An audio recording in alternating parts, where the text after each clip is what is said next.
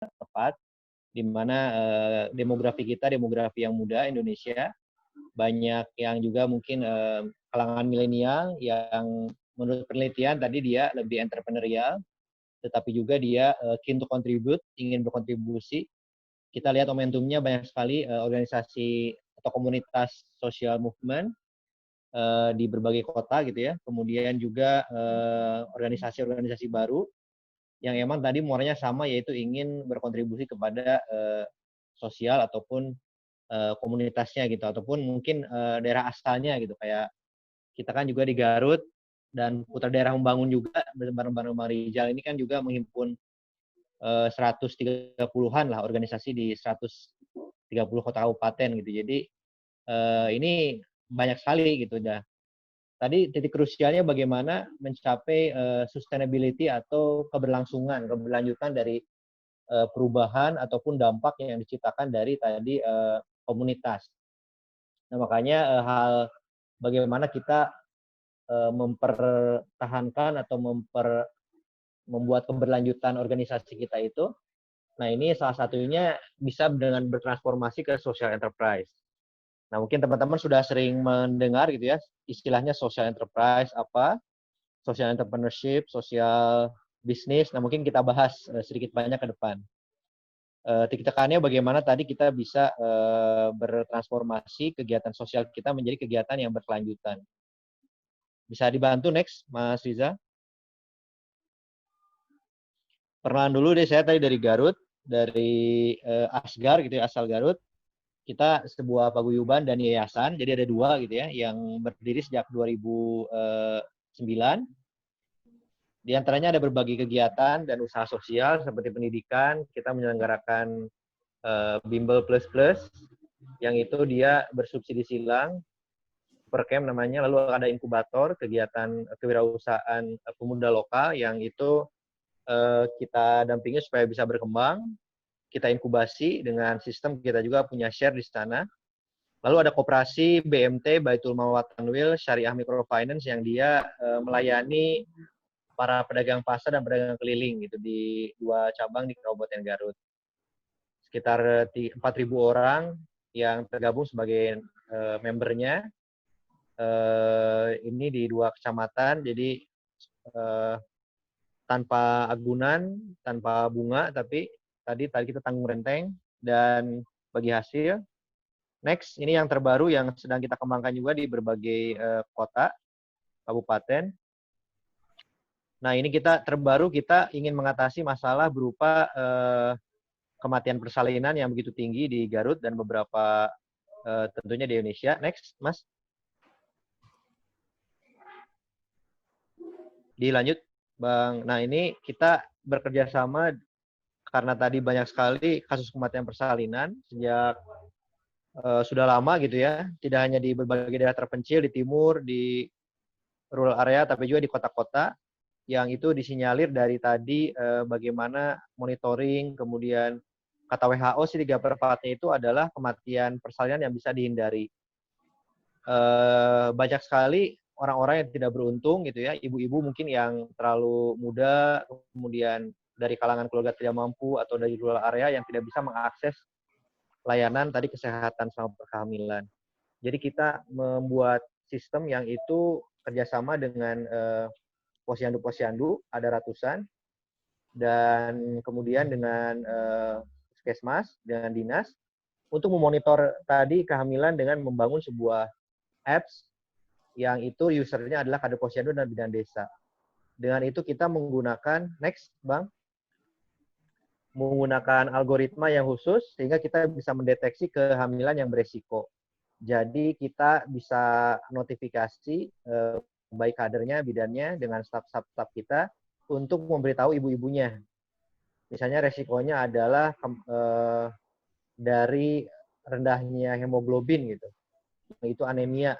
Bagaimana cara mengatasinya gitu ya. Kalau sudah trimester akhir harus ada donor darah.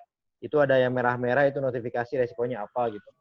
Kasus misalnya katakanlah tekanan darah, blood pressure yang rendah atau tinggi gitu.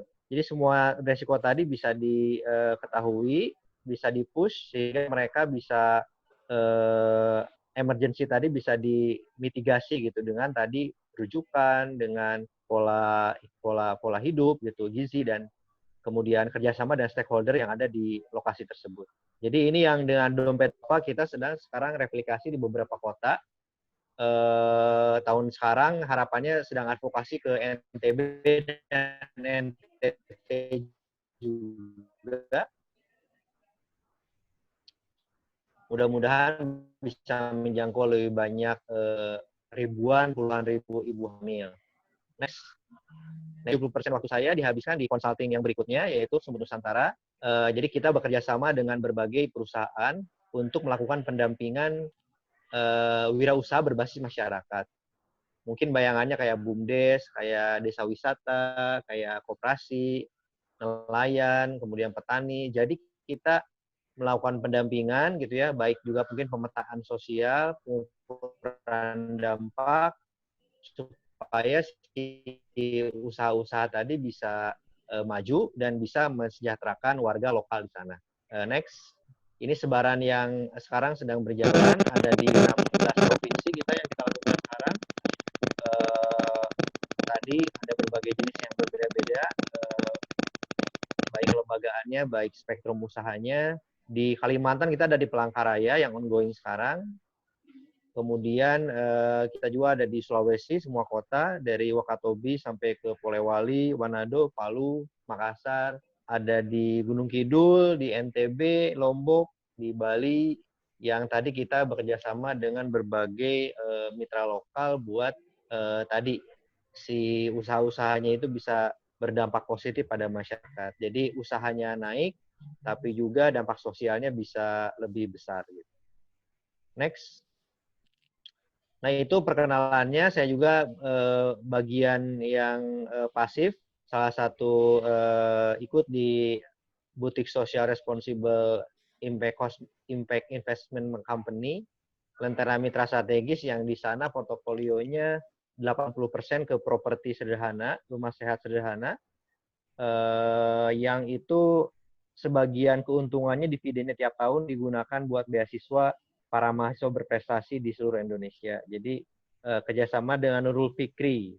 Jadi kita berbagai mahasiswa berprestasi di berbagai kota, 11 kota, dari mulai Sumatera sampai ke Bandung, UI, ITB, Unpad, UGM, ITS, UNAIR, kemudian di Unhas, Solo, itu kita berikan beasiswa dengan tadi keuntungan dari lembaga investasi ini. 50%-nya dibagiin ke kita selaku shareholder.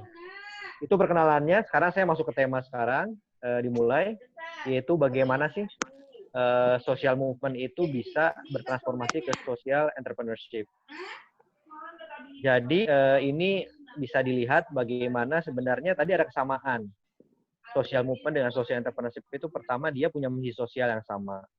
Tetapi sekarang itu berkembang di dunia, ada sedikit keraguan gitu loh.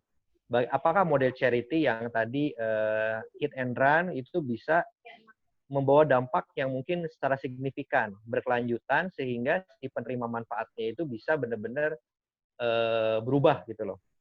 Bisa benar-benar sejahtera, bisa berubah. Nah, itu tantangan yang mungkin kita hadapi semua gitu. Yang kedua, juga di sisi lain di eksternal ini tantangannya adalah donor ataupun lembaga filantropis itu semakin berkurang sekarang. Mereka semakin mencari mitra yang itu tidak hanya sosial, grant, tapi juga bisa tadi mempunyai model-model keberlanjutan. Nah ini, jadi Indonesia sekarang sudah termasuk digolongkan negara bukan negara miskin, bukan negara berkembang, tapi negara yang berkembang ke atas. Itu menciptakan kondisi lebih sedikit donor-donor yang itu bantu NGO atau lembaga sosial di Indonesia. Boleh dicek ya, ke berbagai organisasi sekarang tidak mudah seperti dulu. Lalu challenge-nya adalah tidak semua di organisasi yang tadi awalnya social movement gitu ya, para founder, co-founder itu sepakat atau menerima gitu loh, bahwasanya kok kita dari bisnis jadi sosial jadi bisnis gitu loh. Itu tantangan. Jadi dialami berbagai mungkin banyak teman saya juga gitu loh. Tidak semua bisa menerima kok ini kita kan sosial kok tiba-tiba bisnis gitu loh. apa itu tidak mengkhianati pendirian organisasi gitu. Ada yang pemikiran seperti itu juga. Lalu challenge-nya adalah ketika nanti ada uang, biasanya ada lanjutan tuh. Ini gimana pembagian hasilnya, siapa yang dapat, kemudian hubungan bisnisnya dan organisasi sosial gimana gitu loh. Siapa yang berhak. Nah, ini selalu menjadi tantangan yang itu tidak sedikit menimbulkan masalah gitu. Tidak hanya berkah tapi juga masalah. Jadi ini hal-hal yang juga terjadi kepada hal-hal yang terjadi di berbagai organisasi. Next. Nah, ini jadi bagaimana sih bisa nggak sih dari social movement, organisasi sosial bisa jadi social enterprise? Sangat bisa. Jadi di dunia sekarang, zaman dulu itu di kutub dipolarisasi adanya dua organisasi. Organisasi sosial yang paling kiri, lalu bisnis. Jadi bisnis itu ya tadi ya, tradisional, dia ngumpulin uangnya dari shareholder, maximizing profit tujuannya, dia kemudian menjualnya dengan harga market, lalu mungkin dia ada CSR, semakin sekarang sosial menjadi seksi gitu ya, ada purpose sebagai bisnis strategi juga, dia menyisihkan sebagian profit untuk jadi kegiatan sosial, CSR, lalu organisasi sebelah kiri pun tidak ketinggalan gitu loh, dia berpikir tadi bagaimana berkelanjutan kalau katakanlah modelnya charitable mission gitu, ngumpulin dana kemudian digunakan bagiin selesai. Donasi grant itu tadi semakin kurang. Akhirnya mereka bisa juga gitu yang kutub sebelah kiri ini berpikir sama-sama ada misi sosial, social enterprise, tapi dia digunakan dengan atau dilaksanakan dengan pola-pola usaha. Sehingga dia bisa menjawab tantangan sosial tadi dengan lebih berkelanjutan. Entah itu usahanya nyambung dengan sosialnya atau enggak, nanti saya jelasin di berikutnya. Dan ini macam-macam gitu loh. Jadi dari bisnis pun bisa jadi social enterprise. Dari lembaga yang sangat tradisional private company, katakanlah tadi mungkin PT gitu ya katakanlah, dia pun bisa disebut sebagai social enterprise ketika mengadopsi beberapa prinsip yang mungkin nanti saya bahas. Misalnya dia secara supply chain perusahaan, inputnya mengambil katakanlah dari target pemberdayaan berupa petani, secara fair trade misalnya. Sehingga petaninya tidak hanya dilatih tapi mendapatkan keuntungan yang fair. Itu bisa disebut juga social enterprise. Jadi tidak hanya dibatasi itu sosial, ini bisnis, tapi ketika dia menunjukkan komitmen, misi sosialnya ada jelas dan dilakukan yang keduanya cirinya dengan tadi bertanggung jawab, socially responsible, itu bisa disebut social enterprise juga. Jadi kalau ada pertanyaan bisa nggak social movement ke social enterprise? Bisa gitu. Dari kanan juga ke kiri bisa. Jadi itu ada jalannya masing-masing, dua pintu tersebut. Nah, bagaimana caranya nanti saya jelasin lebih berikut. Next.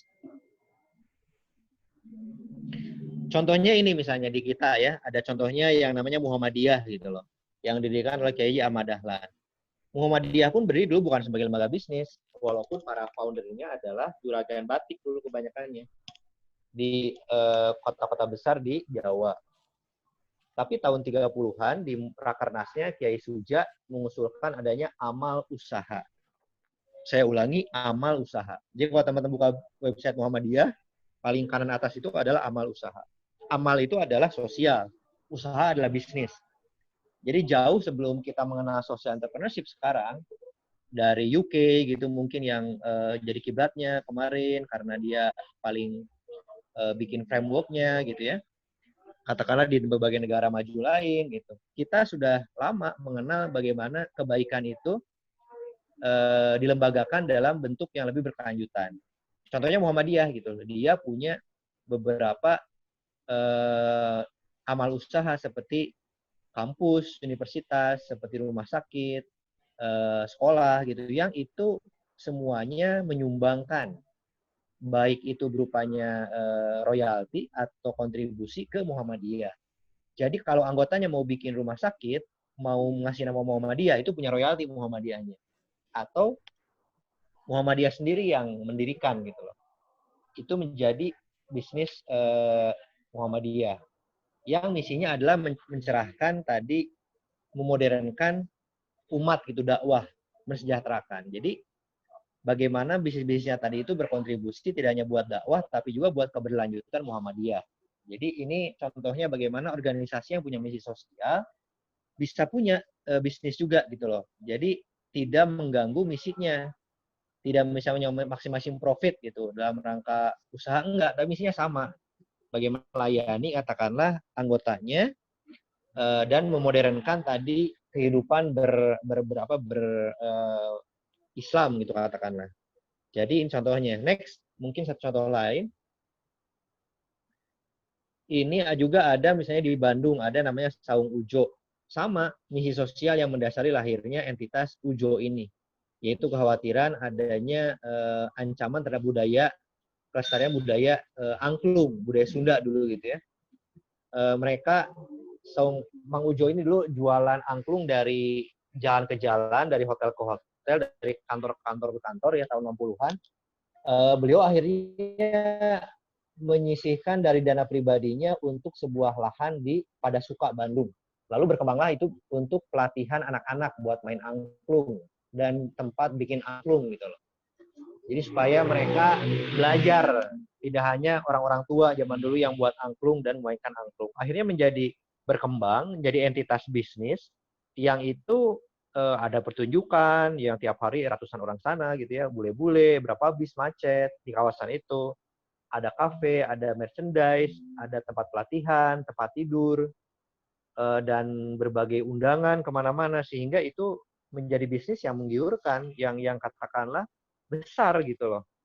Sekali tampil segala macam, tapi misinya tetap sama, bagaimana kebudayaan itu dilestarikan dengan bentuk yang menarik dan dikenalkan ke dunia, sehingga angklung ditetapkan oleh UNESCO sebagai budaya Indonesia tahun 2011 di Nairobi gitu. Jadi bagaimana misinya lestari budaya tetapi dijalankan dengan prinsip-prinsip kewirausahaan. Sehingga misi sosialnya tersebut bisa tercapai dan bisa sustain gitu loh aktivitasnya. Nah, itulah bagaimana contoh kegiatan sosial, misi sosial juga bisa berdampingan secara damai dengan tadi kegiatan bisnis. Bentuknya gimana nanti kita pelajari. Jadi itu bisa. Sekarang pertanyaan awal adalah bagaimana bisa nggak social movement ke social enterprise? Bisa. Udah ada contohnya di Indonesia, mungkin paling menarik karena banyak sekali inovasi sosial di kita. Cuma mungkin yang mempelajarinya kebanyakan dari negara lain gitu ya, sehingga bisa membuatkan framework lens tentang social enterprise. Next.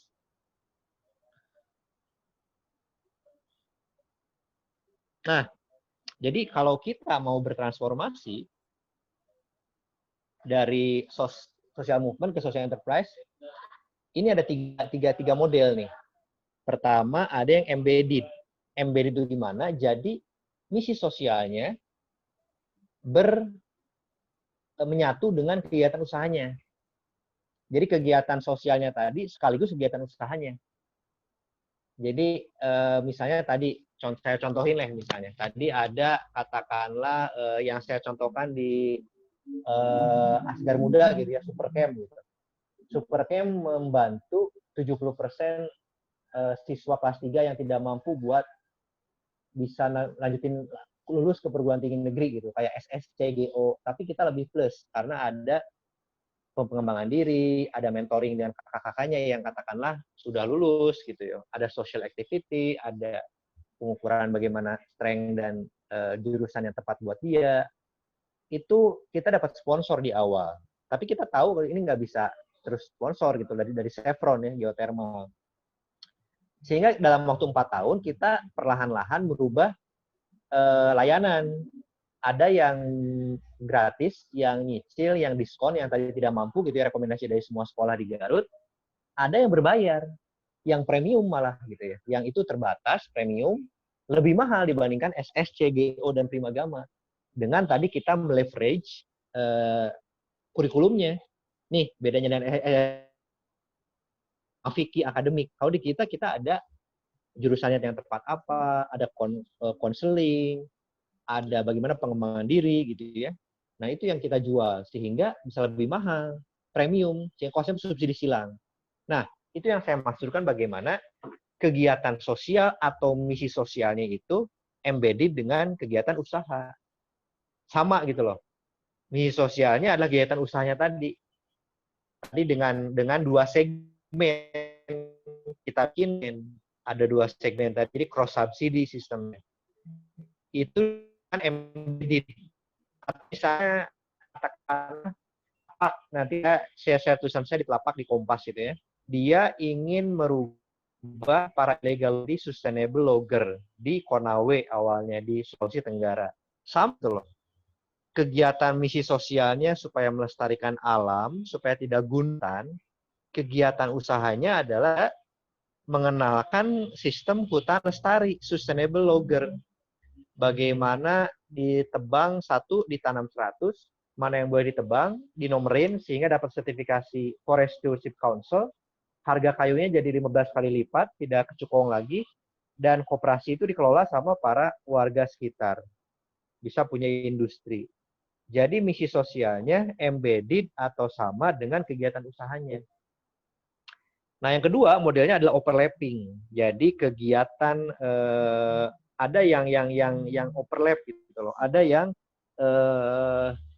yang overlap itu berarti ada irisan gitu loh, kegiatan usaha dengan model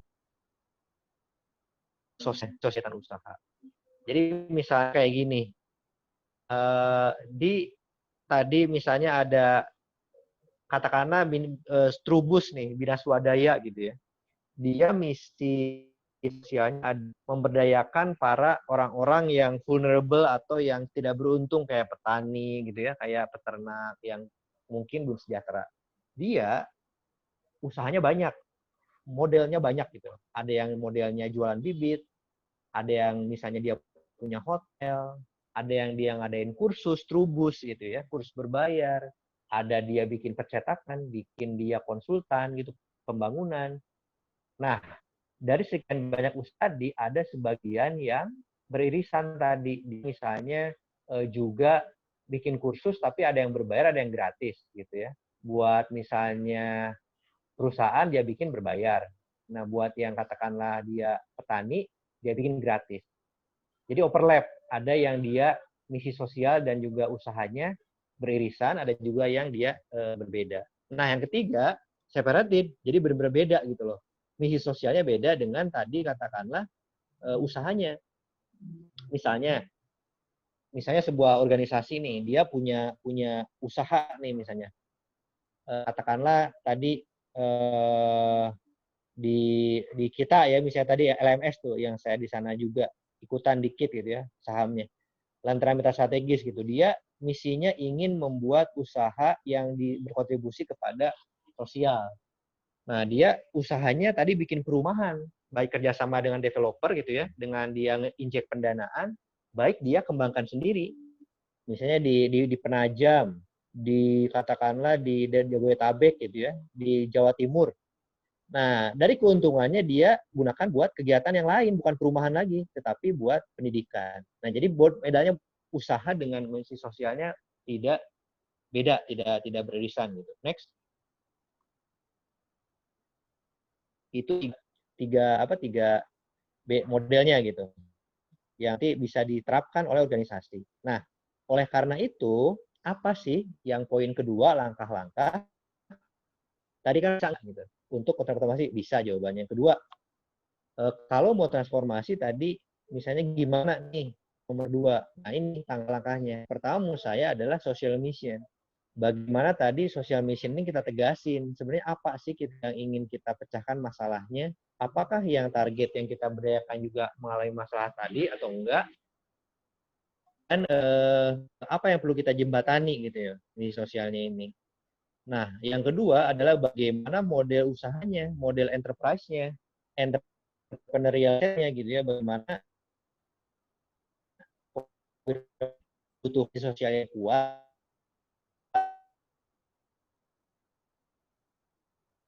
gitu ya, yang alami gitu, yang saya sudah sibuk gitu ya, meninggalkan tiba-tiba organisasinya sempat ada kasus, ada usaha-usaha yang itu besar duitnya, tapi misalnya bisnis tok gitu loh, tidak nyambung dengan misi sosialnya, bahkan jadi kayak sendiri gitu kan, sendiri nggak nyambung dengan tadi investasi yang sudah dikucurkan oleh nama baik reputasi oleh organisasi induknya gitu. Itu juga pola bagaimana entrepreneur ketiga adalah model. Nah, ini penting. Tiga tadi take bagaimana bertransformasi. Ini yang menurut saya 3E. Next, bahasa saya percepat. Dilanjut.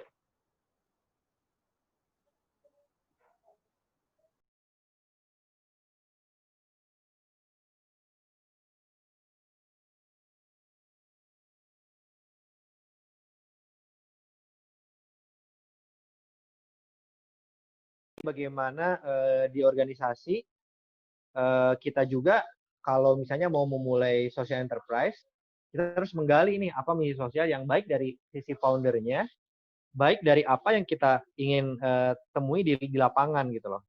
Apa sih yang ingin kita lakukan gitu misi sosialnya? Apakah mungkin yang sudah kita lakukan selama ini pendidikan, kemudian berbagi, ataukah kita ada yang lebih spesifik yang kita ingin dalami? Apakah si penerima manfaat itu merasakan masalahnya atau benar-benar suffer gitu ya, benar-benar desperate dia ingin mengalami masalah tadi gitu loh. Karena seringkali juga kita next menganggap itu hanya masalah di permukaan gitu loh. Jadi ada masalah, misalnya kayak gini katakanlah, oh masalahnya banyak katakanlah tadi apa kehamilan gitu kan yang katakanlah yang beresiko sehingga banyak meninggal. Mungkin kalau kita alami dari permukaan, oh masalahnya kayaknya puskesmas jarang nih di lokasi gitu loh, dikit bidan-bidan atau dokter gitu loh. Lalu katakanlah ada program buat memperbanyak bidan disebar gitu loh. Tetapi kok setelah 2 tahun 3 tahun kematian tetap tinggi. Ternyata masalahnya bukan hanya akses, bukan hanya tenaga kesehatan. Ternyata misalnya masalahnya, oh mereka emang tidak ada edukasi untuk ibu-ibu untuk bagaimana kehamilan gitu loh. Itu yang misalnya krusialnya. Dan tidak bisa dijawab hanya dengan banyaknya akses dan tenaga kesehatan. Misalnya tadi nih, ini beberapa tulisan saya di Kompas dulu dalam Budi-Budi Luhur yang juga dulu dibantu, dimentorin sama Mbak Ainun ya. Dulu dikenal sama Mbak Ainun sehingga saya bisa menulis sampai 3 tahun lalu. Nah, misalnya tadi masalah sosial tadi lingkungan nih yang telapak yang Bang Onte alami misalnya. Oh, banyak penggundulan lahan misalnya di hutan, di Konawe. Mungkin kalau kita lihat permukaannya, oh kayaknya masalah sosialnya ini banyak orang-orang yang ya tadi illegal logger. Lalu solusinya katakan langsung ditegakkan hukum misalnya. Ada polisi hutan. Tiba-tiba udah ada polisi hutan kok masih ada penggundulan lahan pindah-pindah gitu malah makin luas. Ternyata masalahnya tadi bukan sekedar penegakan hukum, bahwasanya ada masyarakat yang itu nggak bisa makan sehingga terpaksa harus cari makan gitu loh. Ketika ada peluang cukong yang mau menadah kayunya, ya dia tebang aja. Jadi masalahnya bukan penegakan hukum, tapi masalahnya dia ada warga yang nggak sejahtera di sana. Gitu. Coba kalau kita bisa selesaikan dengan tadi mensejahterakan mereka, mungkin itu bisa sekaligus mengedukasi mereka buat melihara hutan. Itu yang misalnya poin krusial. Dan yang lain-lain nih yang mungkin nanti kita bisa bahas. Jadi menemukan masalah sosial ini adalah penting. Makanya kita perlu next slide berikutnya melakukan social mapping. Apa sih sebenarnya masalah yang dialami oleh katakanlah warga yang nanti kita ingin berdayakan? Bagaimana mereka melihat masalah itu loh? Kira-kira mereka mengalami enggak? Mereka merasa menderita enggak gitu? Mereka pernah mengalami mencoba menyelesaikan persoalan itu enggak? Nah ini bagaimana kita menggali masalah sekaligus potensi gitu, apa yang bisa menyelesaikan masalah tadi. Jadi ini adalah hal yang kita lakukan di mana-mana di saat kita melakukan pendampingan ya. Misalnya di Bali nih, kita melakukan social mapping, siapa yang berpengaruh, siapa lokal championnya, tapi juga sekaligus mapping, menginklusifkan social mapping. Jadi mereka sendiri ikut gitu loh. Ada apa sih potensi di sini? Oh, di sini ada orang spesial, ada lingkungan, ada tempat beribadah, ada sejarah, ada cerita, ada kegiatan aktivitas sehari-hari masyarakat, kegiatan produksi, tempat yang indah nih ya. Bagaimana kita membuat sebuah ekowisata subak itu melibatkan tadi multi stakeholder, Banjar, Bendesa, Subak, KWT dan lain-lain sehingga itu bisa bareng-bareng mengubah tadi masalah menjadi masalah tadi misalnya semakin sedikit lahan hijau di Denpasar yang sudah menjadi kawasan premium, kawasan jasa gitu ya.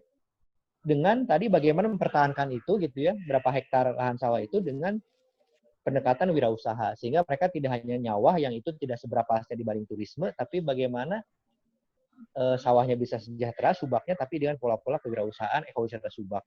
Next.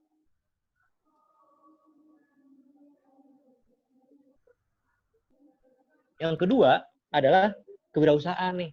Kalau kita tadi sudah sepakat nih sosialnya apa yang kita ingin setia, yang ingin kita address gitu ya, yang sudah sepakat ditulis gitu. Kita juga harus melakukan langkah-langkah kewirausahaan. Nah, yang paling krusial menurut saya di sini adalah kemampuan memvalidasi bagaimana apakah produk kita atau jasa kita itu bisa diterima oleh pasar. Apakah itu cuma asumsi kita doang? Wah, kayaknya nih seru nih, kayaknya keren nih, kayaknya cool nih.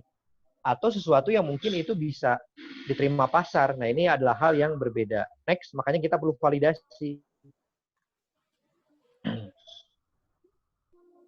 Bagaimana kita memvalidasi masalahnya? Masalahnya diterima, dirasain oleh mereka enggak gitu. Jangan-jangan kita, oh, ini ada sebuah kawasan tenun yang itu ibu-ibu doang, nggak ada anak mudanya. Dia jual cuma murah gitu loh.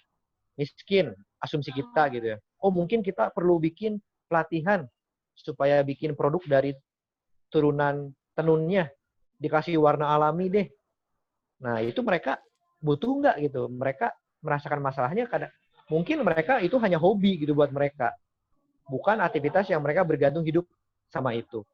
Atau mungkin mereka merasakan, ini mah ribet gitu loh. Mereka udah ada sampingan yang lain. Nah, itu problem harus kita validasi. Solusi pun harus kita validasi, diterima pasar nggak? Jangan-jangan mereka pingin kain etnik, misalnya, bukan yang produk turunan dari tenun tadi. Next.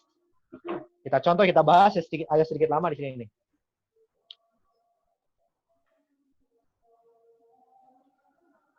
Kita ingin asumsi masalah solusi menjadi berkelanjutan, terukur, dan misalnya katakanlah berdampak. Nah, gimana caranya? Next.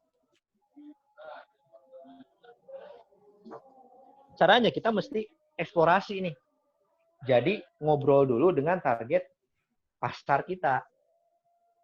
Eksplorasi itu bukan wawancara ya, bukan searah, tapi kita ingin menggali. Kita ingin melihat gerak-gerik mereka, pilihan mereka ketika menghadapi sebuah pilihan. Next. Jadi ngobrol. Next. Ini contoh pertanyaannya. Asking the right question. Kira-kira kamu mengalami masalah obesitas nggak sih misalnya? Iya nih, aku baru beli celana 3 bulan lalu, sekarang udah nggak cukup gitu. Misalnya gitu ya. Kapan kira-kira itu terjadi? Apakah dulu atau kan sekarang masih mengalami?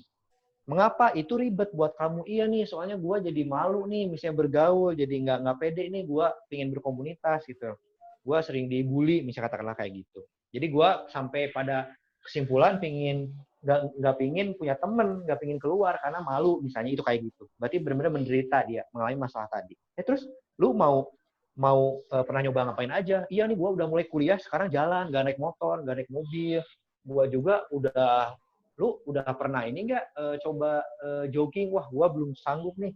Kalau nge-gym, iya nih, gue udah punya kartu anggota, tapi jarang dipakai karena malas. Oh gitu ya.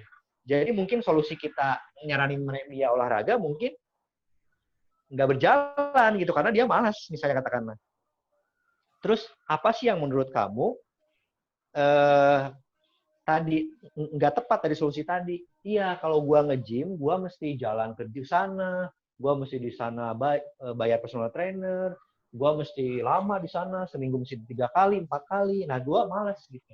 Oh, jadi dia nggak mau yang lama gitu loh. Nggak mau yang berat-berat, maunya yang ringan-ringan, kata psikolog kayak insight-nya gitu.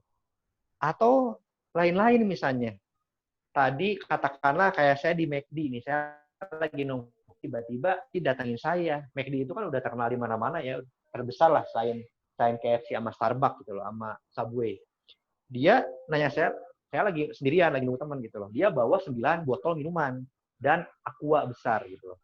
Dia nanya ke saya, Mas ada waktu nggak? Silakan, saya tahu mau di prospek gitu loh. Mas boleh nggak cobain nomor 1 ini? Habis itu saya disuruh minum aqua supaya nggak bercampur rasanya. Nomor 2 sampai saya nomor 9 sampai saya itu kembung gitu loh. Terus saya ditanya, Mas nomor 1 kira-kira apa? Kata saya ini teh tarik. Nomor 2 apa? Nomor 3 apa? Nomor 9. Menurut Mas gimana rasa kopinya, kerasa nggak? Terlalu manis nggak? Menurut Mas McD cocok nggak jual nomor ini, nomor ini? Menurut Mas kira-kira harganya berapa? Jadi seekor McD aja dia melakukan validasi ke konsumennya langsung kalau dia mau jualan sesuatu yang baru. Percis, kita pun mesti mengeksplorasi. Kira-kira nih kalau kita bikin organisasi, bikin sesuatu produk atau jasa, diterima nggak sama mereka gitu loh.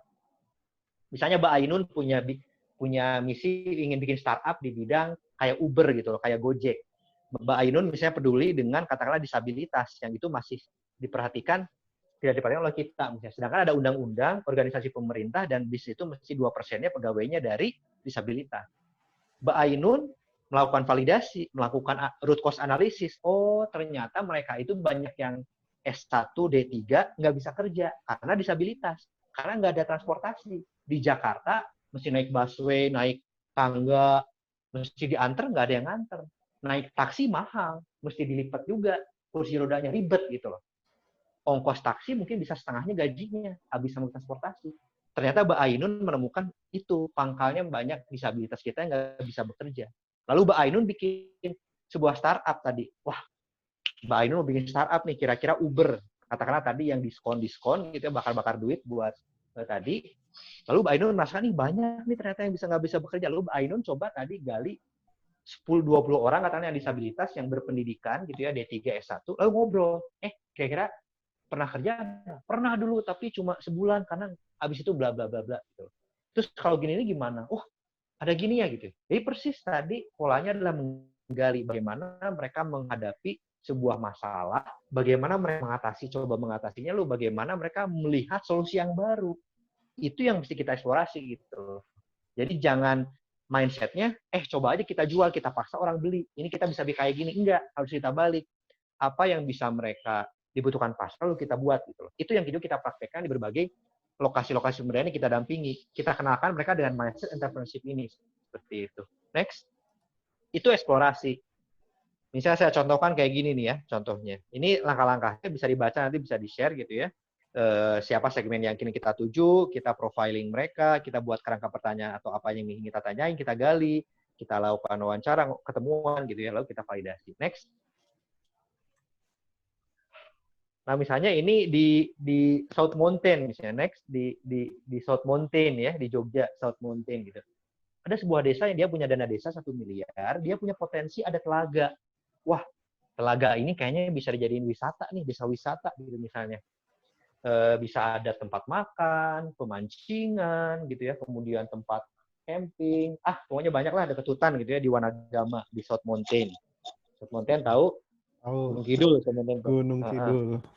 Ya, Gunung Kidul gitu ya. Lalu, nah ini gitu ya, kita ngasih tahu gitu loh. Emang bener nih, jangan-jangan nanti nggak ada yang datang gitu loh. Akhirnya kita coba ajak mereka validasi dengan mewawancara 20 pemancing di Yogyakarta. Salah satunya Pak Joko ini nih, pegawai di Sanata Dharma gitu loh. Ini pertanyaannya. Bapak suka mancing hari kerja nggak? Wah, nggak bisa nih, saya kan jam 8 sampai jam 5 gitu ya. Bapak mau beli peralatan mancing nggak? Waduh, saya udah punya jimat yang pernah menang gitu loh. Ngapain saya beli lagi? Jadi kalau di desanya tadi bikin toko alat-alat mancing, hampir 20 yang kita validasi, nggak ada yang mau beli, ya karena sudah punya gitu loh. Kalau pemancing itu dia pasti sudah punya jimat masing-masing. Mau nggak misalnya tiketnya sistemnya apa mau dibundling dengan konsumsi, atau misalnya tadi mau mancing lalu ditimbang, atau ada tiket sistemnya di awal, dan sebagainya. Jadi kita tahu bagaimana kebiasaan mancing si Pak Joko ini. Di weekend, misalnya tadi dia punya sendiri peralatannya, dia punya komunitas, dia punya grup, gimana caranya sehingga kita bisa menyesuaikan tadi apa layanan dan produk-produk di telaga tersebut dengan keinginan pasar. Baik segmen market pemancing, baik segmen market wisatawan yang mampir mau ke South Mountain ke pantainya, baik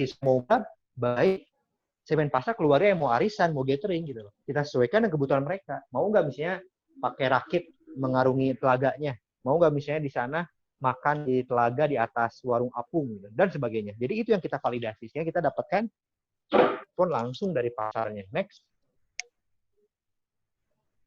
Sehingga ini disajikan tidak lengkap tentunya ya, tidak sajikan lengkap, hanya sedikit gitu ya. Ini kita dapatkan apa saja yang tervalidasi, apa saja yang tidak tervalidasi. Ternyata pemancing itu hard rock, memang mania, dia mau bayar berapapun kalau dia ada tempat baru gitu, mau nyoba gitu loh. Dia juga nggak mau beli peralatan mancing karena dia udah punya jimat sendiri gitu loh. Dan sebagainya. Jadi berbagai asumsi tadi yang kayak pemancing mau bayar tiket, setiap hari mau mancing, wisatawan keluarga mau masuk ke atas, dan perlu peralatan tadi itu asumsi tadi kita validasi. Sehingga kita dapatkan setelah lengkap semua, berbagai apa yang harus kita lakukan, layanan produk itu supaya bisa sukses di pasar. Sehingga sekarang misalnya dia sudah punya penghasilan, sudah ada 1.000 orang yang berkunjung per tahun setahun setengah ini gitu ya, sudah Pok Darwis sudah bisa ada pendapatan ibu-ibu cakung sama ikan gitu ya, oleh kayak secang, kayak wedang uwuh yang kemarin saat pandemi nggak bisa wisatawan naik, sana kita jual online dan sebagainya, sehingga bergerak di saat tersebut gitu loh, dan ada pendapatan BUMDes-nya, tidak rugi gitu kalau tadi mau berdasarkan cenah gitu ya, kita bikin ini yang penting ada duit 1 miliar kita habisin lagi. Nah ini maksud saya seperti ini loh, harus divalidasi itu. Next, saya percepat ya 10 menit lagi ya. Atau misalnya bisa metode kedua, jadi cara kasih dengan jualan, pitch gitu ya, jual sebelum kamu benar-benar bikin produknya, coba dijual gitu ya. Misal contohnya crowdsourcing, crowdfunding gitu ya. Artinya kayak Fanny Rose nih. Senin harga naik gitu ya. Jual apartemen gitu ya. Ini bebas balik ke bandara, tidak macet, pendidikan. Next. Misalnya itu belum dibangun si apartemennya. Tapi udah dijual gitu. Kalau misalnya kurang seorang yang booking, 100 miliar ya dia pindah lokasi, misalnya ke Fluid atau kemana atau ke PIK gitu ya. Jadi barangnya belum ada tapi udah dijual duluan. Nah mungkin itu bisa juga dilakukan. Next, atau yang terakhir nih.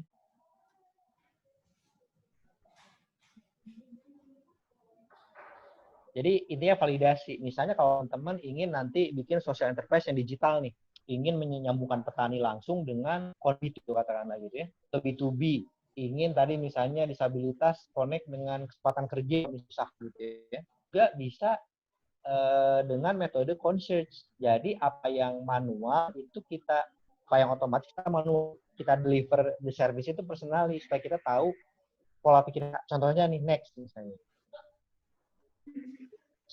Gojek itu ya, dulu pas awal-awal berdiri Gojek itu bukan kayak sekarang gitu loh. Kalau sekarang pakai aplikasi, dulu Gojek nah itu pakai buat manggilnya pakai telepon atau SMS.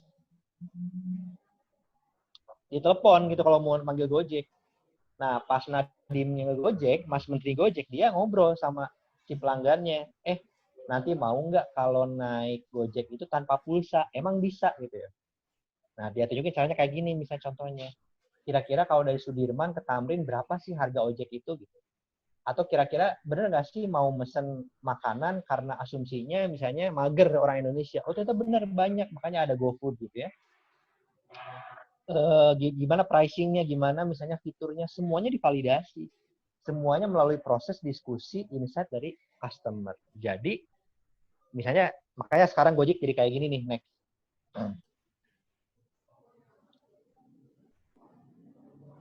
Nah, di yang satu aja naik Gojek gitu ya, go live gitu. Dia jadi one stop solution misalnya katakanlah. Jadi semua tadi itu masalah-masalah dengan dia dengan bekal dia banyak user, dia bisa validasi gitu ya. Ada produk yang mungkin dia nggak jadi dia gitu karena mungkin nggak tervalidasi. Jadi dengan gampangnya karena dia sudah punya basis user gitu. Nah, mungkin kalau teman-teman juga kayak misalnya Bukalapak dulu kan sama juga misalnya Zaki dulu dia ke barang-barang di Glodok itu dia jual di lembaga media sosial, ada yang train dia pembelinya mau gimana, mau misalnya berapa lama, kalau gini aman tuh. Jadi semuanya divalidasi sebelum dia bikin proses bisnis atau sebuah fitur atau sebuah layanan di apps atau ini dia gitu loh. Jadi prinsipnya apapun tadi metodenya adalah kita harus validasi gitu ya. Masalah itu mereka buat mereka masalah nggak sih? Mereka mau nggak sih kalau misalnya naik ojek, tapi misalnya nggak, mereka, nah itu persis semua. Jadi kita harus kembalikan ke konsumen. Apapun itu ide kita. Next, itu ada prinsip yang kedua ya. Tadi bagaimana validasi. Jadi kita harus validasi apa kira-kira asumsi-asumsi yang mendasari kita bikin organisasi sosial. Kita bikin misalnya tadi sebuah usaha misalnya tadi ya. Misalnya tadi kita yang rumah sehat tadi itu yang SNGI, kita coba bikin model bisnisnya awalnya adalah dua segmen tadi kayak Supercamp gitu ya, ada yang bayar, ada yang gratis. Jadi kita bikin layanan di rumah sehat tadi itu yang SNGI, yang rumah ibu hamil itu ada kursus prenatal akademi, konseling misal laktasi berbayar gitu ya. Ada bayar, itu lumayan gitu ya, ada peminat. Dengan efek yang dikeluarkan gitu loh. Mungkin kita dapat pendanaan itu sehat 40% dari usaha tadi gitu ya, dari bisnis model tadi gitu ya, 60% dari NGO gitu, dari dompet duafa, dari lembaga internasional. Tapi sekarang kita balik nih di model daerah, misalnya kayak TT nih ke depannya gitu, kita ngobrol sama beberapa gubernur mau bagi layanan dari daerah, dari pemerintah. Tapi nanti wakil bupati bisa lihat dashboard langsung, bisa monitor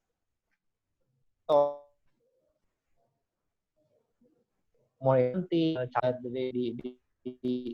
dimitigasi atau belum, sehingga mereka bisa langsung dari awal melakukan edukasi dan intervensi. Nah, itu modelnya third party yang bayarnya pihak ketiga, pemerintah gitu atau mungkin swasta dan sebagainya. Nah, ini yang ternyata lebih tepat gitu loh, karena dapatnya gede dan itu banyaknya dan itu bisa langsung akses semua puskesmas gitu, semua posyandu. Jadi lebih mudah gitu dibanding tadi kalau pilot itu tertatih-tatih itu 3 tahun buat bisa meningkati. Itu adalah bagaimana kita memodel validasi tadi solusi gitu loh. Ini kira-kira bisa kader posyandu gak gampang nggak gitu. Mereka tinggal masukin datanya atau gimana gitu. Ternyata itu semua harus divalidasi. Kita harus kalau mau keluarin produk atau jasa, kita mesti tanya konsumennya dulu. Kayak tadi McD nanya ke kita gitu, Maya ini mana yang Thai tea, mana yang teh tarik, mana yang katakanlah teh ini gitu. Jadi atau geprek McD misalnya. McD juga sama gitu, ngeluarin versi geprek, dia validasi juga dulu. Nah, terakhir kelembagaan tadi saya masukkan dengan tadi enterprise modelnya gimana nih gitu. Hubungan antara awalnya organisasi sosial dan usahanya. Kasus tadi itu benar bubar, bertransaksi usaha jadi social enterprise, kayak misalnya tadi ulat dari kupu-kupu dari ulat gitu, atau misalnya tadi ada si sosialnya jadi induk dari organisasi tersebut, usaha, atau dua-duanya ada gitu loh. Tapi gimana? Nah, ini satu contoh gimana kelembagaan. Karena ini perlu diperkuat gitu. Next.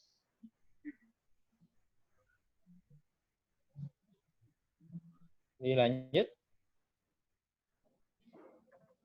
Nah, ini terakhir. Jadi ada jenis kelembagaan yang tadi itu terkait dengan market dan tadi target penerima manfaat. Ada 9 nih tipologi, saya sebutnya tipologi ya, organisasi pemberdayaan. Atau organisasi yang tadi katakanlah dia punya misi sosial tapi juga dijalankan dengan kewirausahaan. Pertama ada model, ini kayak konsultan saya nih, kayak microfinance juga modelnya. Si social enterprise atau organisasi sosial dia bantu target population gitu dengan misalnya akses pendanaan, dengan konsultasi, dengan ilmu-ilmu sehingga dia bisa sukses ke market. Jadi posnya kayak gini, beda dengan yang kedua, market intermediary model. Dia kebalik nih, si social enterprise tengah-tengah. Jadi dia mungkin katakanlah supply gitu ya, biasanya fair trade, menerima dari petani nih target population-nya, atau pengrajin. Dia kayak gitu, pengrajin. Lalu dia dengan kelebihan social enterprise kayak branding, kayak katakanlah teknologi pangan, kayak merek, packaging, dia bisa jual ke market, ekspor katakan. Nah, itu beda modelnya. Nah, ini masing-masing 9 ini beda bagaimana pola kerjanya, bagaimana bagi hasilnya, bagaimana key suksesnya, bagaimana dia juga pola tadi gitu ya, dengan market dan dengan populasi. Dan kepengurusannya juga gitu. Misalnya kooperatif model nih, yang ke-6. Itu dia koperasi. Dia cirinya founder itu dia langsung dengan yang dia berdayain itu jadi sama hak kewajiban sebagai anggota koperasi. Invest dia ngasih simpanan pokok, simpanan wajib, simpanan sukarela, dan dia sama-sama jadi member gitulah. Kalau koperasi konsumen dia beli sama-sama customer gitu ya, lebih murah. Koperasi produsen dia sama-sama menjual ke koperasi susu misalnya, atau koperasi teh di Garut, koperasi susu KPGS, dia menyetor ke koperasi tersebut, koperasi yang besar gitu ya. Itu beda dengan tadi mungkin yang sama entrepreneur spot model yang dia founder membuat perusahaan untuk mendukung yang dia anggota dia layani gitu. Atau market intermediary yang dia jadi perusahaan komersial yang tetap misi sosialnya adalah pemberdayaan, tapi dia bisnis as usual. Dia tadi memberi dari target populasi dia jual ke market.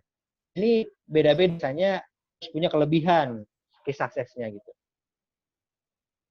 Di market engage model, mirip-mirip kayak Gojek tadi lah gitu. Dia sebuah platform yang tidak bekerja ke dia gitu ya, target population-nya tidak kayak dia di employment model, di misalnya disabilitas dia latih atau dia dapat hubungkan ke kesempatan kerja, ke misalnya tadi ke bikin produk dijual gitu loh. Tetapi ya hubungkan dengan market langsung dan platform, dengan tadi apps, dengan tadi e-commerce gitu. Beda bagaimana misalnya itu lebih kepada dia bagus platformnya, dia masih punya transparent pricing, dan beda lagi dengan model yang katakanlah hybrid yang organisasial submodel kayak Muhammadiyah, kayak mungkin YCAB, kayak misalnya dia Pedu Alpha, yang dia punya organisasi besar apa, dia punya bisnis unitnya apa, dia punya kepanjangan tangan juga masing-masing katakanlah. Jadi dia ada yang misalnya nyari duit,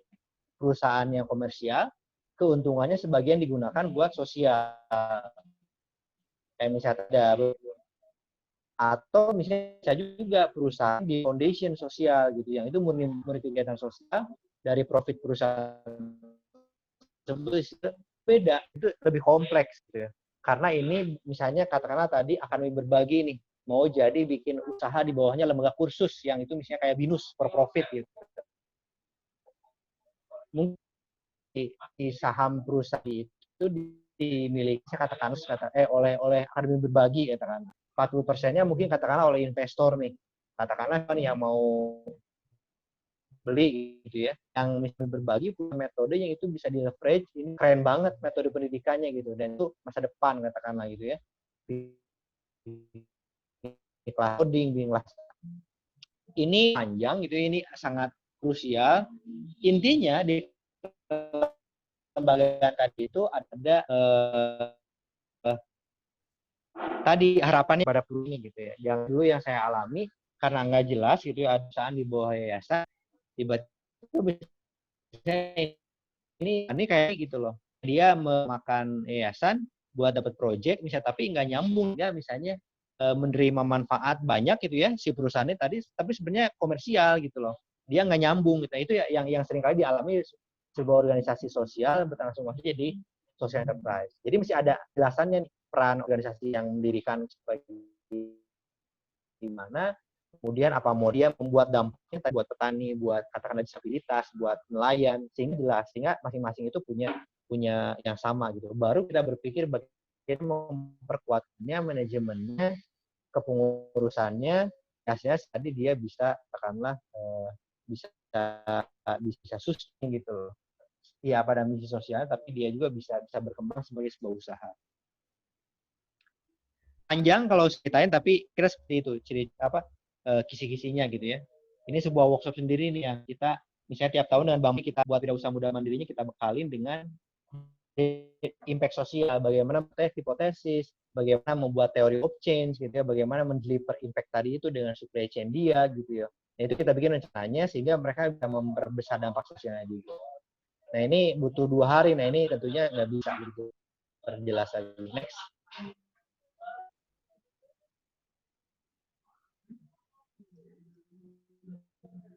Lanjut, Bang.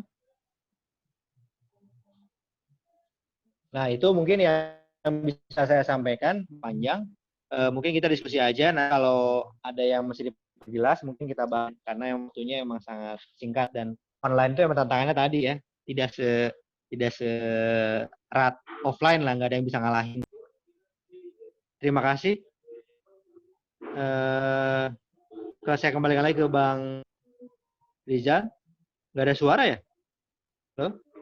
Ya, terima kasih Kang Goris.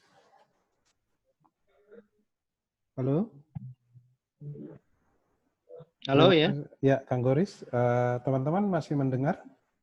Saya kira masih ya. Masih. Sip. Nah, Masih. iya, oke. Kang Goris, mungkin sebelum saya buka pertanyaan yang live, saya sampaikan dulu kepada Kang Goris, nih ada 2 pertanyaan dari Tia, Balikpapan. Kita lanjut ya, Kang ya? Iya, Oke. silakan Bang. Oke, jadi ada pertanyaannya, sebenarnya apa saja yang dibutuhkan oleh social movement menjadi sebuah bisnis? Jika dilihat dalam hal ini, apa seperti SDM, dana, biaya operasional, atau apa saja? Lalu bagaimana membuat finance yang manageable dan accountable apabila social movement itu sudah switch ke social enterprise atau social planner kan?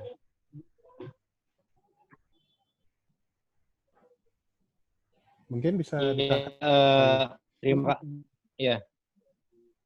Terima kasih, Mbak. Ya, ini kedengaran? Kedengaran. Ya, jadi tadi yang dibutuhin buat bertransformasi dari Sosmov menjadi katakanlah social enterprise gitu ya. Jadi pertama tadi menurut saya sih adanya tadi kesepakatan gitu ya. Karena saya sering mengalami ada beberapa misalnya itu organisasi yang kayak misalnya itu yang sedang sering kolaborasi gitu ya. Itu dia yayasan itu bikin beberapa unit usaha gitu ya, kayak misalnya, tapi para foundernya ada yang nggak sepakat gitu. Kenapa sih kita jadi bisnis gitu? Kok jadi benar-benar mindsetnya jadi bisnis gitu loh. Padahal mungkin kalau bisnis itu ya diperlukan gitu ya buat tadi bisa berkembang, dampaknya bisa bertahan gitu loh. Nah, apa sih yang diperlukan? Pertama menurut saya tadi adalah adanya kepahaman pertama di kalangan para pendiri gitu ya atau founder atau anggota misalnya tentang bagaimana perusahaan ini dibawa ke arah mana visinya. Itu yang pertama menurut saya yang paling penting gitu ya. Yang kedua, tentunya tadi ada entrepreneurial capacity yang tadi saya sebutin ya di awal persis yang 3 hal itu. Jadi bagaimana kemampuan tadi entrepreneurial, kemampuan melihat dan memahami loh. Itu benar-benar murni entrepreneurial lah seperti kita bayangin entrepreneurial yang katakanlah yang biasa gitu loh. Itu butuh entrepreneurial leadership nih. Butuh orang-orang yang mungkin yang punya melihat nih.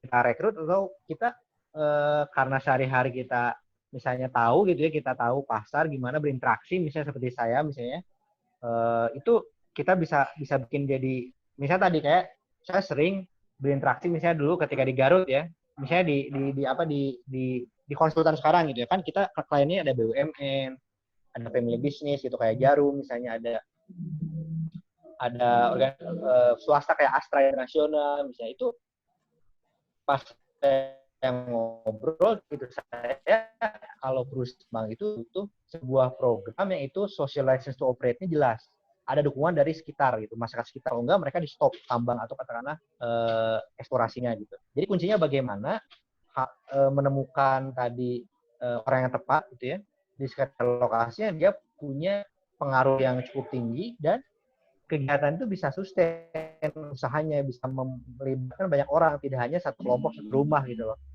Itu yang mungkin yang krusial ya.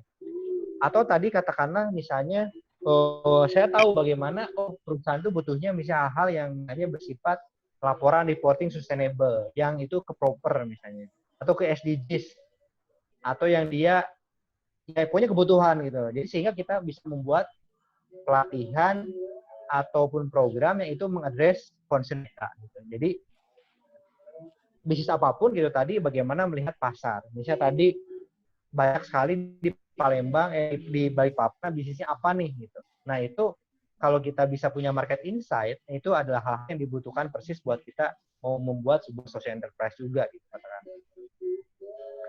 Finance yang manajemen akuntabel, nah ini teknis ya. Kalau itu saya kira sudah normatif ya. Jelas gitu kita perlu ada manajemen, perlu ada pencatatan keuangan yang masuk yang keluar, perlu kita buat sebuah perjanjian, siapa aja punya saham, kemana nanti ada hasilnya gitu ya. Itu kalau itu sudah biasa ya. Slide-nya bisa di-share bisa gitu ya. Yang terakhir bagaimana melakukan validasi dengan hal tersebut jelaskan.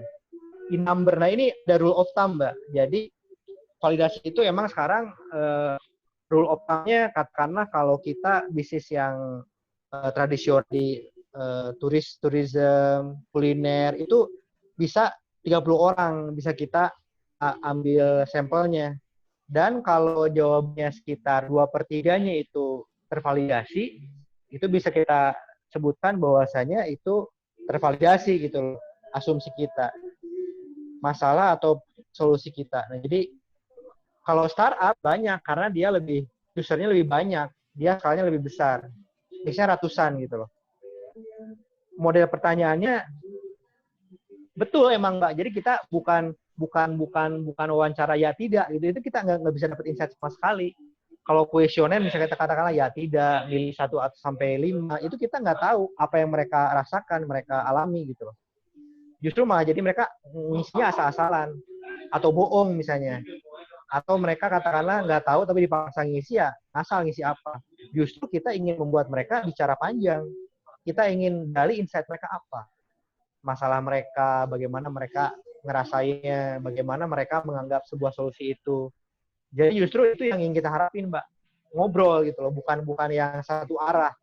Justru kita ingin buat mereka ngobrol justru. Jadi itu yang kita harapin sama justru emang. Itu mungkin jawabannya, Mbak.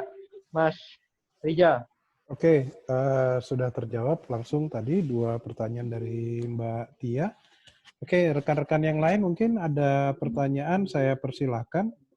Langsung saja di unmute dari mikrofonnya dan bisa langsung disampaikan ke Mas Goris mungkin. Silakan.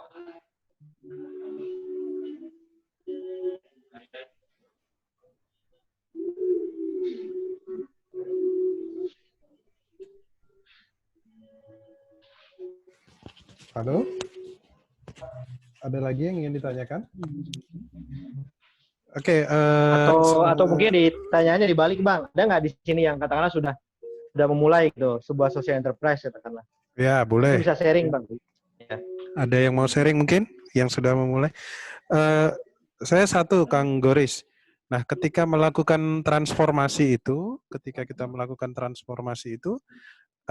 pasti akan ada sebuah perubahan yang mungkin semula dia hanya berbasis komunitas atau organisasi, tetapi dia akan meningkat kepada enterprise. Nah, mengenai bentuk enterprise-nya ini seperti apa, Kang Goris? Maksudnya bentuk gimana Bang? Bentuk legal formal atau bentuk gimana? Ya, legal formalnya seperti apa yang pada tahapan ketika kita akan memulai dia untuk mengubah menjadi sebuah social enterprise seperti itu. Jadi sebenarnya sampai sekarang nggak ada sebuah lembaga khusus social enterprise di Indonesia gitu ya. Nggak kayak di UK misalnya dia ada C namanya, Community Interest Company. Jadi sebuah legal formal yang khusus yang dia diciptakan buat social enterprise misalnya. Pajaknya lebih ringan, dia bisa ikut tender pemerintah, atau di Thailand juga ada gitu ya, di New Zealand ada, kalau di kita nggak ada. Jadi apapun bisa gitu, bisa kayak yayasan gitu ya, sosial, bisa komersial kayak PT, kemudian kayak CV, tapi dia mempraktekkan katakanlah tadi proses bisnis yang social responsible. Jadi bentuknya bebas. Kalau mungkin lebih legitimate, lebih bagus, bisa bisa bisa bisa sebuah saingan dengan komersial ya mungkin PT gitu. Tapi kalau misalnya yayasan bisa juga gitu. Kalau koperasi bisa juga. Jadi apapun bisa. Nggak ada bentuk khusus yang itu social enterprise. Jadi bebas gitu. Tergantung nature tadi anggotanya apakah mau emang barang-barang gitu ya, emang semuanya jadi anggota kayak koperasi, atau tadi butuh manajemen khusus yang katakanlah day to day gitu, yang mungkin harus kalau yayasan nggak bisa ikut tender, misalnya katakanlah harus bentuknya itu supaya lebih reputable, ya bebas gitu loh. Yang penting tadi aturan kelagaannya, internalnya gitu, bagaimana ini dilakukan. Jadi nggak ada bentuk khusus, bebas apapun bisa jadi social enterprise. Tergantung kebutuhan dan situasi gitu, Bang. Oke, mungkin sangat terjawab ya. Jadi untuk bentuknya itu tergantung kebutuhan. Oke, ada satu penanya Mbak Diana Tumimomor, silakan Mbak, dilanjut Mbak. Ya, silakan Mbak Diana.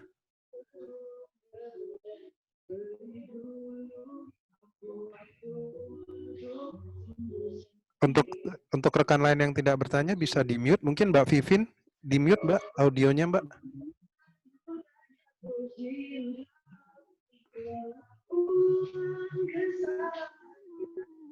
Mbak Vivin Hersinta mungkin bisa di mute audionya.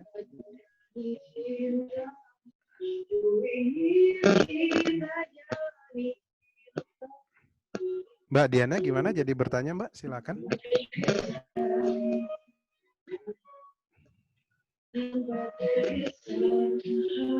Ya, halo Mbak Diana, jadi bertanya silakan Mbak.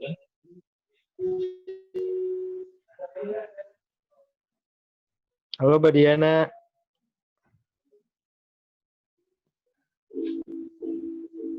Mbak Diana gimana Mbak? Oke, mungkin sembari menunggu Mbak Diana, ada teman-teman lain yang ingin bertanya. Silakan.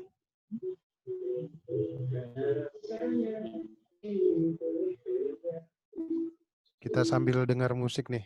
Mbak Vivin, Mbak, saya minta tolong untuk di-mute dulu.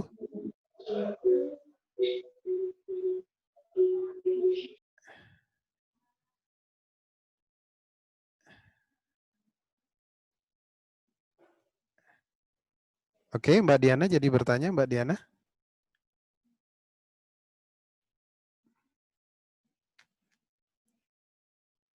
Halo?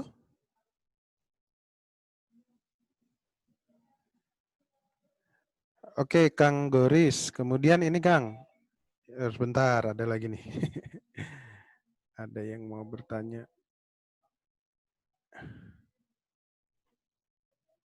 Oke. Nah, Kang Goris, berikutnya tadi kalau kita lihat bahwa benar adalah kita melakukan validasi kepada untuk proses atau temuan untuk menuju aspek rencana usaha, Kang.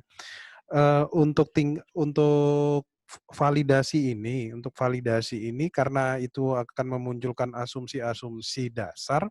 Nah, sampai batasan mana asumsi-asumsi itu kita lakukan validasinya, Kang?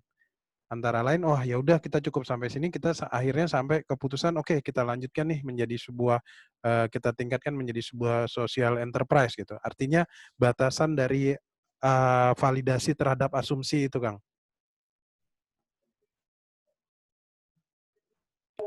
Kalau idealnya tadi itu asumsi itu kita validasi semua. Jadi core assumption yang ada di sebuah latar belakang usaha itu kita validasi sampai tervalidasi gitu ya semua, sampai kita dapetin jawabannya. Jadi kalau nggak tadi nih valid asumsinya, nah misalnya kalau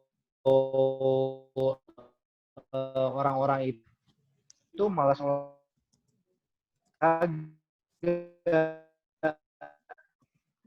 karena misalnya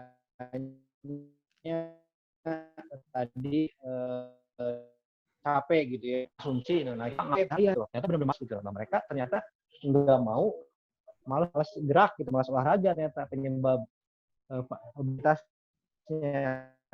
Lalu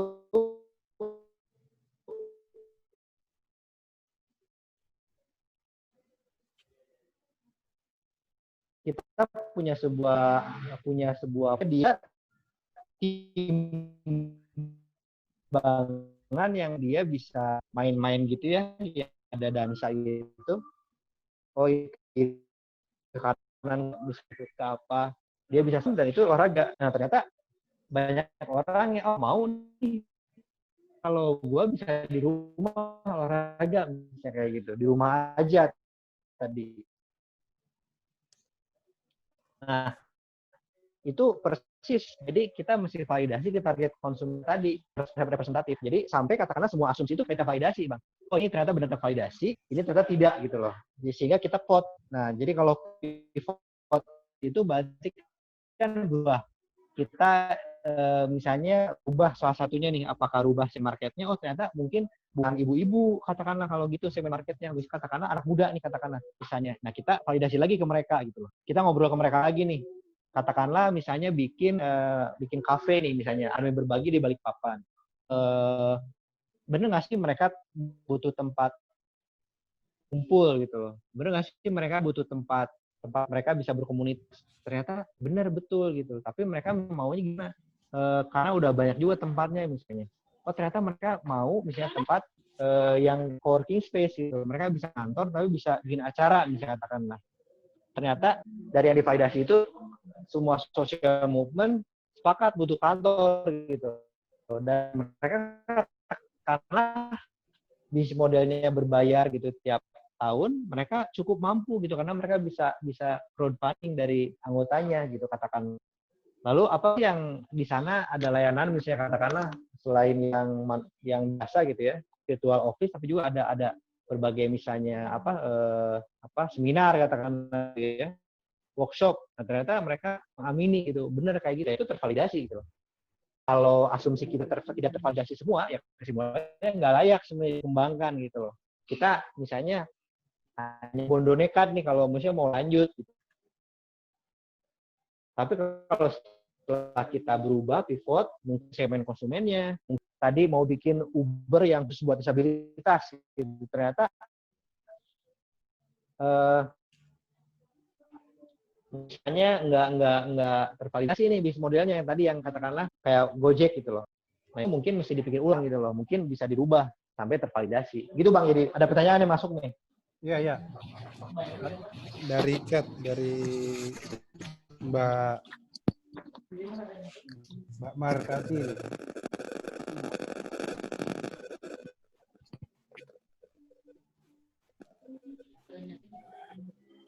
Ya, bisa Mbak Cat ya namanya?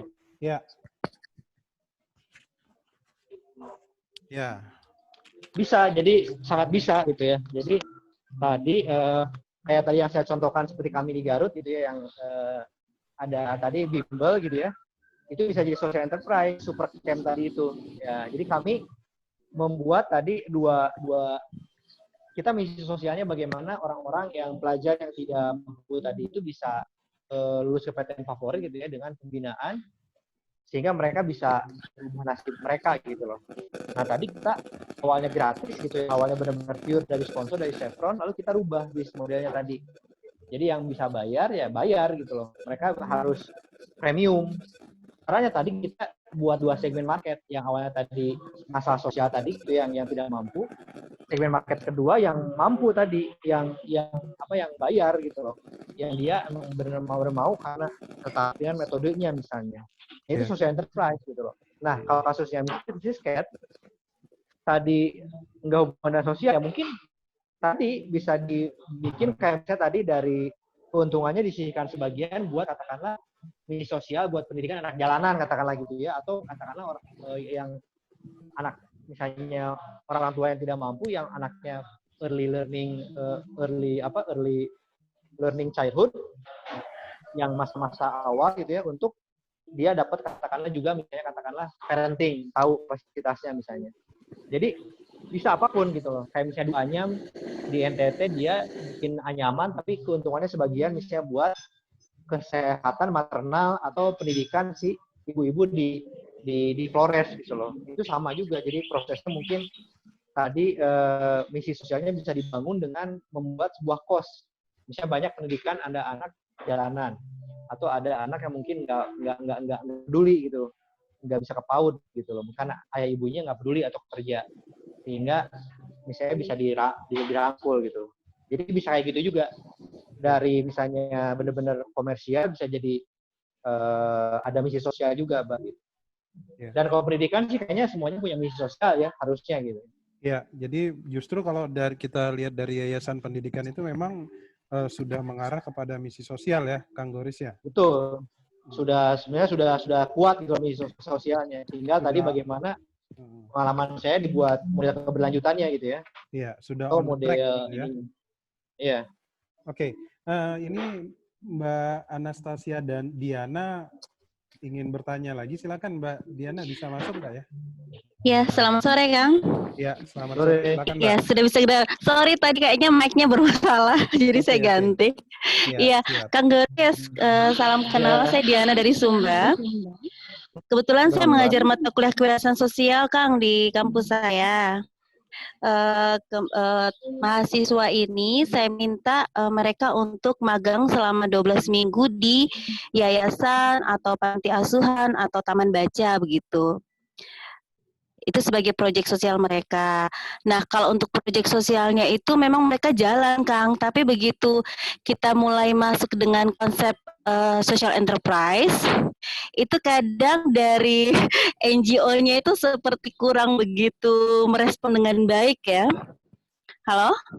Iya, kedengaran Mbak. Iya. Lalu mahasiswa saya tanya, kok bisa begitu? Karena kemungkinan besar selama ini mereka kan sudah sangat tergantung pada donor ya Kang ya.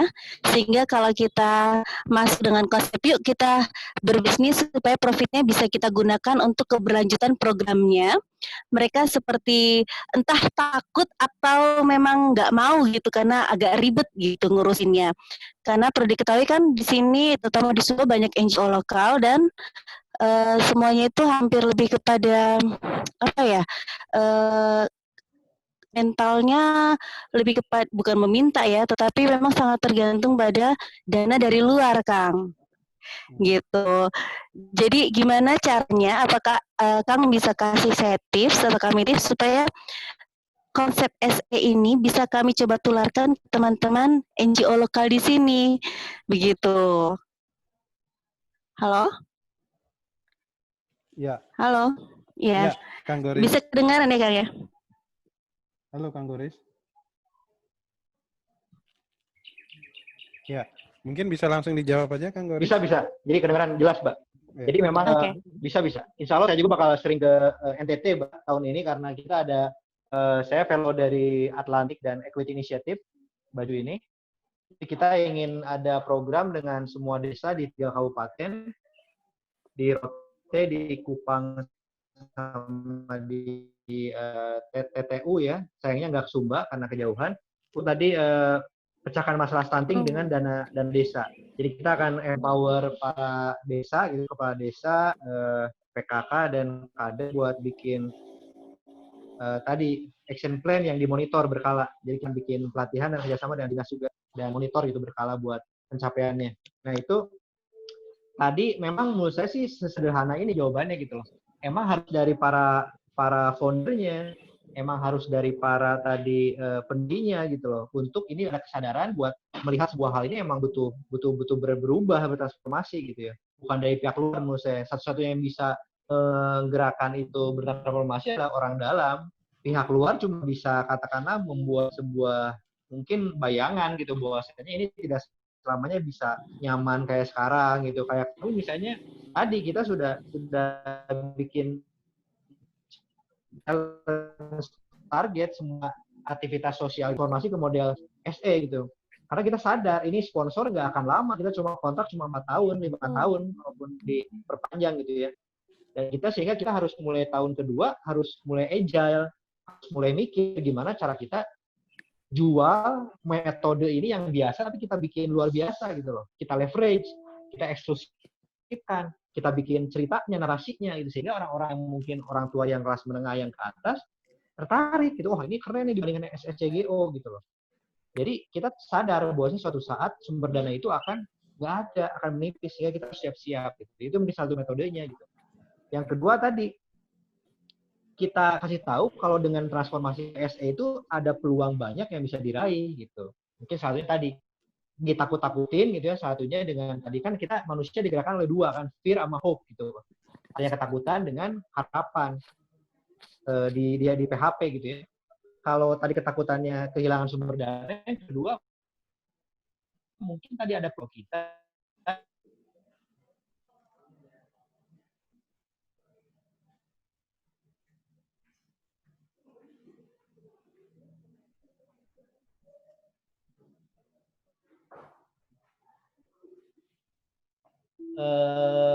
dapat peluang misalnya program atau pendanaan lain, misalnya investment yang itu lebih besar dibandingkan grant misalnya. Jadi kalau sekarang kayak Rockefeller gitu, saya juga ini punya project dengan Atlantic Foundation gitu, dia sudah merubah gitu sebagai pengeluaran dia itu hanya 20% yang berbentuk grant, sisanya 70% berbentuk equity gitu loh, atau impact investment yang itu mesti balik uangnya lagi gitu. Nah, itu ada harapan bahwasanya ke depan akan makin banyak yang model-model TSE gitu yang itu bisa lebih sustain dan bisa menjangkau lebih banyak. Jadi menurut saya sih buat tadi itu harus mau tidak mau harus foundernya yang harus berpikir strategik dulu ke depan gitu loh. Mungkin studi banding, mungkin diperlihatkan dengan model-model SE before after mereka sosial sampai ke social enterprise. Menurut saya sih itu sih. Oke. Ya. Baik. Ada lagi? Oke, makasih Kang. Atau ya, dan di NTT banyak juga yang menarik ya, SE-nya juga kayak Pikul mungkin ya, yang saya kenal Iya, Pikul. Kak, iya. Ada Lakuatku Jawas juga, Kak. Iya, betul. Cuma nggak tahu di Sumba kayaknya belum ada ya kayak SE ya, Kak? Ya, saya belum pernah ke Sumba juga, pingin juga nanti pas ke NTT saya main ke sana juga karena sudah penasaran keindahannya. Nanti mungkin pas ke Kupang saya coba sempet ini main ke Sumba liburan. Oke, siap. Oke. Mungkin masih ada sisa satu pertanyaan lagi jika ingin ada teman-teman yang ingin bertanya. Kebersamaan kita sudah 1,5 jam ini. Ada lagi? Atau di dalam kondisi sekarang, Kang Goris, di tengah pandemi ini ya, kira-kira trennya social enterprise itu berkembangnya ke arah mana, Kang Goris? Artinya bidangnya menurut saya. Ya, siap. Saya sambil ngetik nih, jawab Mrs. Kate. Jadi tren ke depannya itu pertama mainstreaming digital, Kang. Dengan sekarang penetrasi digital yang semakin menyentuh relung-relung kehidupan masyarakat itu, mindset mainstreaming ke depan tuh digital semakin banyak. Jadi entah dia di bidang pertanian, kelautan gitu ya. Kita lagi dampingin juga sendiri di Gunung Kidul, sebuah koperasi nelayan yang punya cold storage, punya hilirisasi berupa usaha rumah pindang, kafe gitu. Itu pakai digital juga ke masyarakat buat dia ada pasokan ikan apa aja gitu. Jadi pertama ke depannya itu semakin mainstreaming digital gitu. Ini semua bakal ke arah sana lah, makin banyak gitu. Petani juga, saya sekarang sedang jadi penasihat juga satu startup yang itu di pertanian gitu loh. Yang menghubungkan petani atau supplier dengan katakanlah B2B, dengan katakanlah supermarket atau apa gitu. Yang kedua, semakin mainstreaming ini adalah pengukuran dampak. Itu karena makin banyak, orang makin hati-hati. Ini social enterprise atau bukan? Jangan-jangan dia cuma ngaku-ngaku doang gitu, padahal dia komersial dan dia buat cuma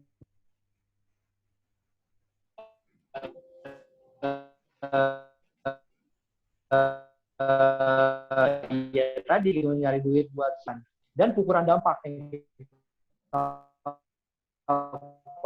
tadi di konsultan gitu loh, gitu loh. Berapa dolar dari 1 miliar yang kita kasih, berapa returnnya itu sosial berapa dolar gitu loh, berapa miliar gitu, apa gede atau kecil. Semakin ke depan semakin berkembang. Jadi ilmu seperti itu. Yang ketiga, menurut saya ini makin regulasi ke depan akan ada gitu loh.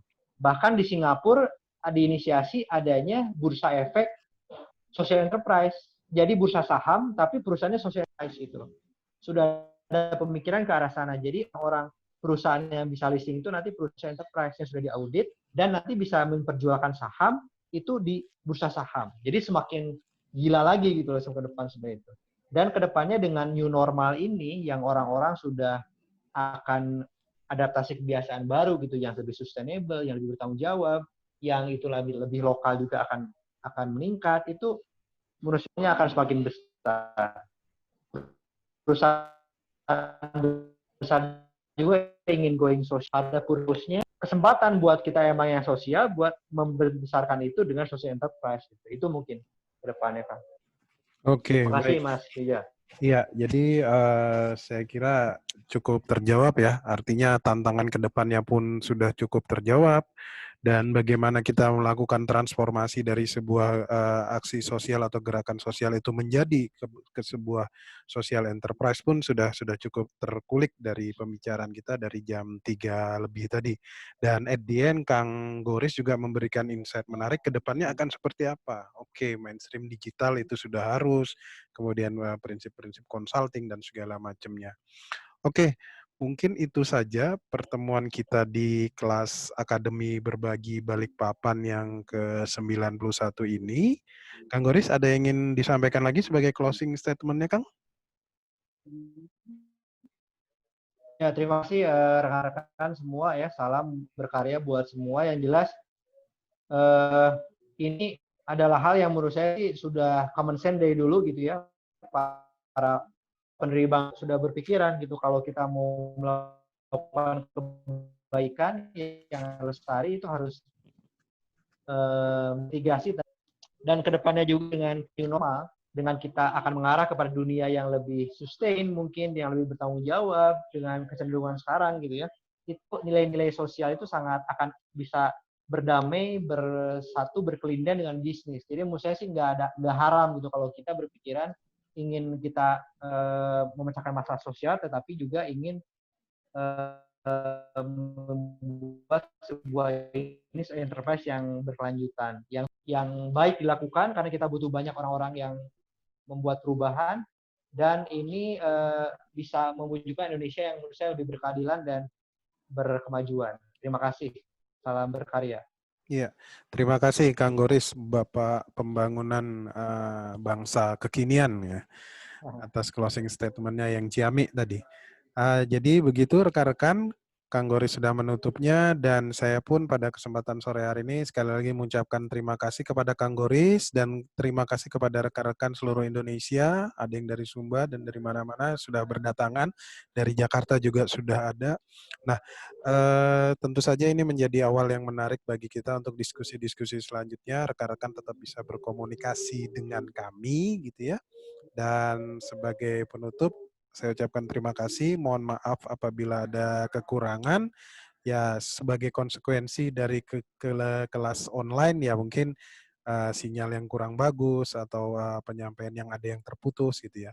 Nah, bagi rekan-rekan yang ingin mendapatkan materinya, boleh saja nanti kirim saja WA ke saya, nanti akan saya emailkan. Nah, nomor WA saya kirim ke chat, mungkin sudah kelihatan. 0811 5415 999. Nah, itu nanti atau kalau sudah dapat informasi tentang kelas ini, di sana ada nomor WA-nya Mbak Doti. Nanti bisa saja kirim WA ke Mbak Doti, nanti kita akan minta alamat emailnya. Nanti akan saya emailkan. Oke, mungkin begitu. Bisa dicatat nomor WA saya 0811 5415 999. Nanti materi Kang Goris akan saya emailkan. Begitu teman-teman semua, terima kasih. Mohon maaf apabila ada kekurangan. Sampai bertemu di kelas-kelas Akademi Berbagi berikutnya. Assalamualaikum warahmatullahi wabarakatuh dan selamat sore. Assalamualaikum warahmatullahi wabarakatuh. Selamat sore. Sampai jumpa lagi ya. Ya, Semangat. siap. Assalamualaikum. Waalaikumsalam warahmatullahi wabarakatuh.